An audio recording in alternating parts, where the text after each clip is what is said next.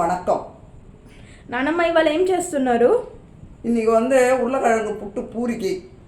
అవునా? దానికి ఫస్ట్ வெரைட்டியா பட்டாணி உருளைக்கிழங்கு போட்டு புட்டி செய்கிறோம். దానికి ఫస్ట్ ఏం కావాలి?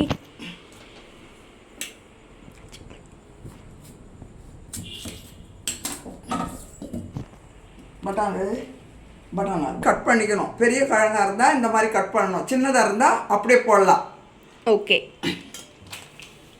பட்டாணி ரெடிமேட்டில் விற்கிற பட்டாணி இருந்தாலும் பரவாயில்ல, சாதாரண பட்டாணி இருந்தாலும் பரவாயில்ல. ரெண்டும் கலந்து கழுவி குக்கரில் மஞ்சப்பொடி போட்டு வேக வைக்கணும்.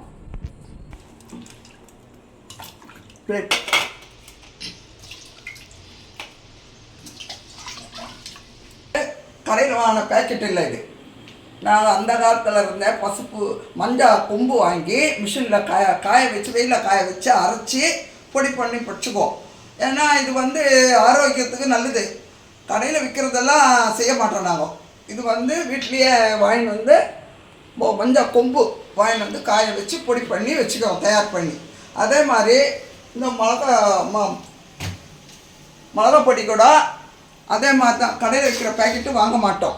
மிளகா தனியா சகமாக ஒரு 1/2 கிலோ மிளகா 1/2 கிலோ தனியானா வாங்கிட்டு காய வச்சு, அதுக்கப்புறம் கொஞ்சம் மிளகு, ஒரு 50 கிராம் மிளகு, 50 கிராம் கடுகு, கொஞ்சம் ஒரு 25 கிராம் சீரகம், கொஞ்சம் கடலப்பருப்பு, ஒரு 50 கிராம் கடலப்பருப்பு, அல்ல 50 கிராம் தோரம்பருப்பு, இது ரெண்டும் எல்லாம் சும்மா அப்படியே வானொலி வச்சு வறுத்துக்கணும். வறுத்து அப்புறம் அந்த மிளகா தனியாக காய வச்சு அதில் போட்டு மிஷினில் பொடி பண்ணி எடுத்துகிட்டு வந்து வச்சுக்குவோம் தூளாக. அதுதான் இந்த மிளகாத்தூள். உடம்புக்கும் நல்லது, ஆரோக்கியமாக இருக்கும். எங்கள் காலத்துலேருந்து, எங்கள் அம்மா காலத்துலேருந்து நாங்கள் இதுதான், இந்த மஞ்சள் பொடியும் இந்த மிளகாத்தூளும் இதுதான் பண்ணுறோம். நான் கடையில் வைக்கிறது யூஸ் பண்ண மாட்டோம். அதே மாதிரி பட்டை லவங்கம் கூட நாங்கள் கரம் மசாலா வாங்க மாட்டோம். பட்டை லவங்கம், அன்னாச்சி இது பூ, அப்புறம் ஏலக்காய், இதெல்லாம் கூட வானிலையில் லைட்டாக வறுத்துக்கின்னு மிக்சியில் போட்டு ஆற வச்சு மிக்சியில் பொடி பண்ணி வச்சுக்கினா அது கூட பிரியாணிக்கு, குருமாவுக்கு எல்லாத்துக்குமே ரொம்ப யூஸ் ஆகும், ஆரோக்கியமாகவும் இருக்கும். கடையில் விற்கிறதுலாம் வாங்கக்கூடாது. இந்த மாதிரி யூஸ் பண்ணி செய்துக்கோங்க, நல்லாயிருக்கும் எப்பயுமே. ఓకే నానమ్మ, ఇప్పుడు ఎన్ని విజిల్స్ రావాలి? 4 విషులు. இது பட்டாணி உருளைக்கிழங்கு வேக வச்சுருக்கோம் மஞ்சப்பொடி போட்டு. ஒரு 4 விஷல் வந்த பிற்பாடு எடுத்து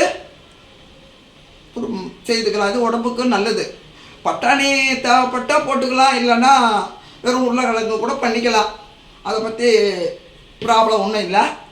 ஆனால் உடம்புக்கு நல்லது, ஆரோக்கியமாக இருக்கும். உருளைக்கிழங்கு பட்டாணி வேக வச்சுட்டோம்.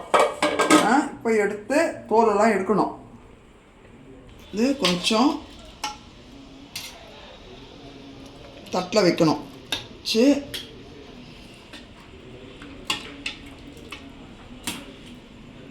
இருக்கும்ல அடியில்,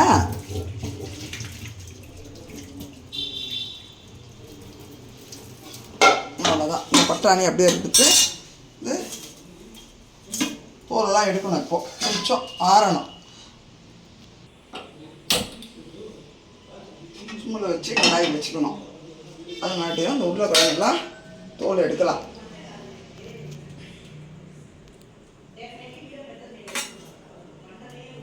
உருளைக்கிழங்கு தண்ணி ஊற்றக்கூடாது. சுடு தண்ணி ஊற்றினா டேஸ்ட் இருக்காது.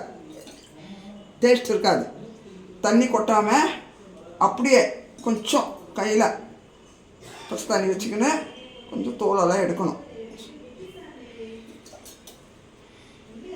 சூடாக இருக்குதுன்னு தண்ணி ஊற்றி உரிக்கக்கூடாது.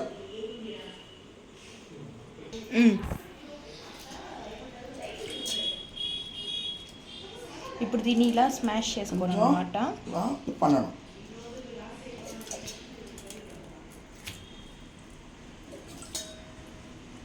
இந்த பொடி பண்ணிக்கணும் கொஞ்சம் உருளைக்கிழங்க.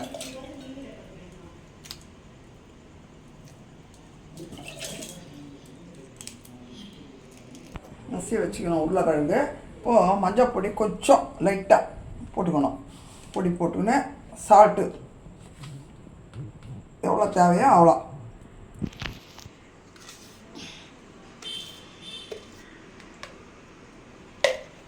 இவ்வளோ தான் பொடி போட்டுக்கணுமா.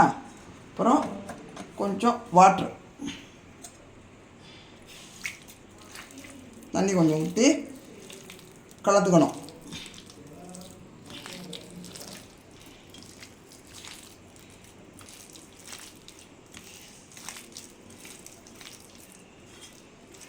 முதல்லையே மஞ்சள் பொடி போடணும், ரெண்டாவதும் கொஞ்சம் பொடி போடணும்.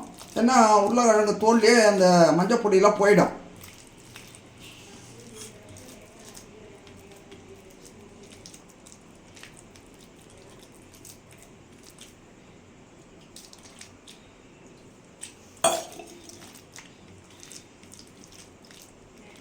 கலந்து வச்சுக்கின்னு இப்போ ஸ்டவ் பற்ற வச்சு ஆயில் தேவையான சாமான்லாம் போடணும். அவ்வளோதான்.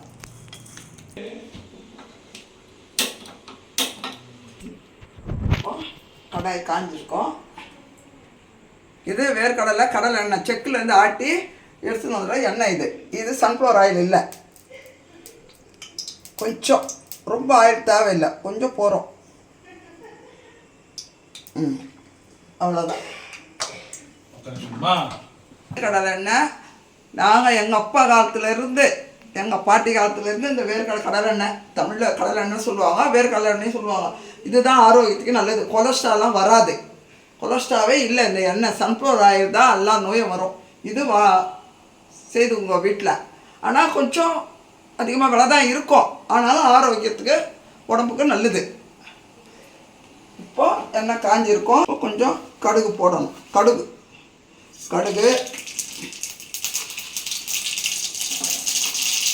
உளுத்தம்பருப்பு, கடலைப்பருப்பு, கொஞ்சம் சீரகம், அவ்வளோதான். கொஞ்சம் இதுவானதும் பூண்டு போடணும். பூண்டு உடம்புக்கு ரொம்ப நல்லது. வாய்வு, அப்புறமா கேஸ் ட்ரபிள் இதெல்லாம் வராது.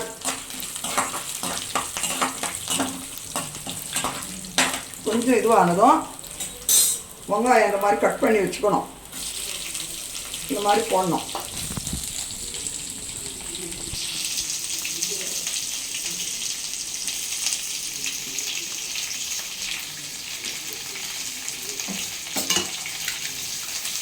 கொஞ்சம் இப்போ ஸ்டவ் தூக்கலாம், வெங்காயம் போட்டிருக்கோம் இல்லையா, அதனால்.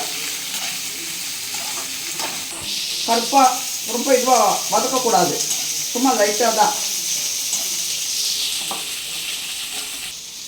தக்காளி, பச்சை மிளகாய், உங்களுக்கு எவ்வளோ காரம் வேணுமோ அவ்வளோ போட்டுக்கலாம்.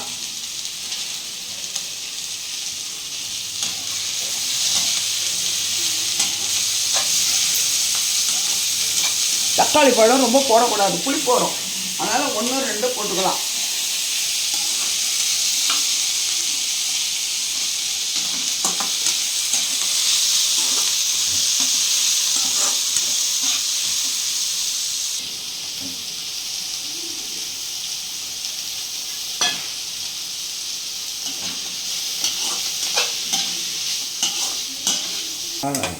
நல்லா இதுவாகணும். கொஞ்சம் நேரம் தக்காளியெல்லாம் போட்டுக்கிறோம் இல்லையா, கொஞ்சம் இதுவாகணும்.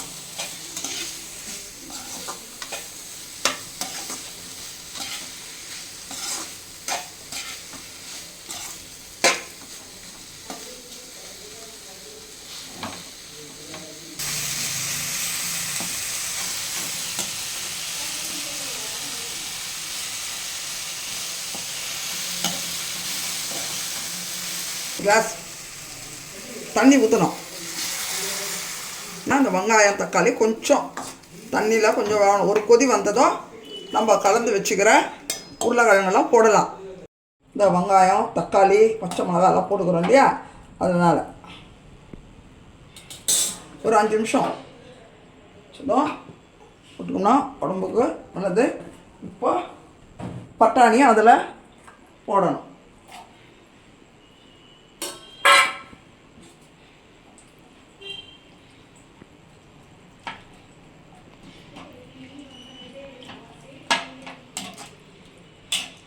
இந்த கொஞ்சம் கொஞ்சமாக இந்த உருளைக்கிழங்கு கலந்து வச்சுக்கிறோம் இல்லையா, உப்பு மஞ்சள் பொடி போட்டு அதை இதெல்லாம் போடணும்.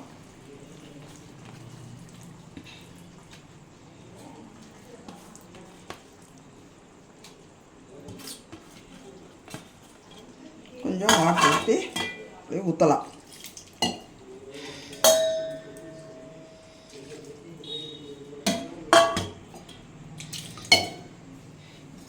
இப்போ கலந்துக்கணும் நல்லா.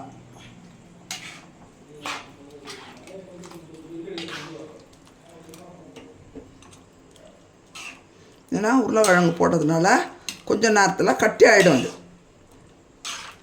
கொஞ்சம் லூஸாக இருந்தால் தான் சப்பாத்திக்கு பூரிக்கெலாம் கொஞ்சம் நல்லா இருக்கும். ஒரு கொதி வந்ததும் ஸ்டவ்வை அணைச்சிடலாம். நீங்கள் வீட்டில் மாவு போடுவீங்க இல்லையா, அப்போ இந்த மாதிரி பண்ணி நடுவில் மசாலா தோசை மாதிரி வச்சு ஆயில் போட்டு தோசை மாதிரி வச்சு திருப்பி போடாமல் அப்படியே மடிச்சுக்கணும். அது மசாலா தோசையாக ஆகிடும். இந்த உருளைக்கிழங்கு பண்ணுறது பூரிக்கும் வரும், தோசைக்கும் வரும், எல்லாமே செய்துக்கலாம். வெரைட்டியாக நல்லாயிருக்கும்.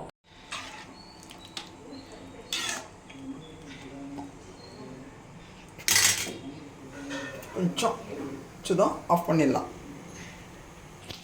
సో గాయస్ ఇలా వచ్చింది కర్రీ. సో చూడడానికి చాలా బాగుంది అండ్ స్మెల్ కూడా చాలా బాగుంది. సో దీని యూజెస్ ఏంటో నానమ్మ కనుక్కుందాం. నానమ్మ, ఇది తినడం వల్ల యూజెస్ ఏంటి? இது உடம்புக்கு ரொம்ப நல்லது. இது வேக வச்சு உருளைக்கிழங்கு வேக வச்சு நம்ம செய்கிறோம் வீட்லேயே. கொஞ்சம் ஆயில் ஊற்றி பண்ணுறோம். அதனால் இது உடம்புக்கு சீக்கிரமாகவும் ஜீரணமாயிடும், சாப்பிட்றதுக்கும் நல்லா இருக்கும். ஆனால் கொஞ்சம் லூஸாக பண்ணிக்கணும். சப்பாத்திக்கு பூரிக்கலாம் ரொம்ப கெட்டியாக பண்ணிக்கூடாது. கொஞ்சம் லூஸாக பண்ணிக்கினா சப்பாத்திக்கு தோசை மசாலா தோசை கூட வச்சு போட்டுக்கலாம். சின்ன பசங்க எல்லாருமே சாப்பிட்லாம். உடம்புக்கு எந்த கருதலும் வராது. இது ரொம்ப ரொம்ப நல்லது பண்ணி வீட்டில் சாப்பிட்டா. సో గైస్ మా నాన్నమ్మ పూరి కూడా చేసేసింది అండ్ కర్రీ కూడా అయిపోయింది. సో టేస్ట్ చేసి ఎలా ఉందో చెప్పేస్తాం.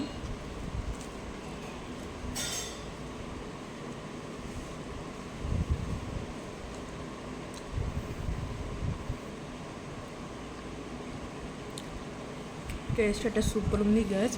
మీరు కూడా ఈ కర్రీని ట్రై చేయాలి. ట్రై చేస్తే కామెంట్ చేయండి. Until then bye bye. Subscribe to my channel.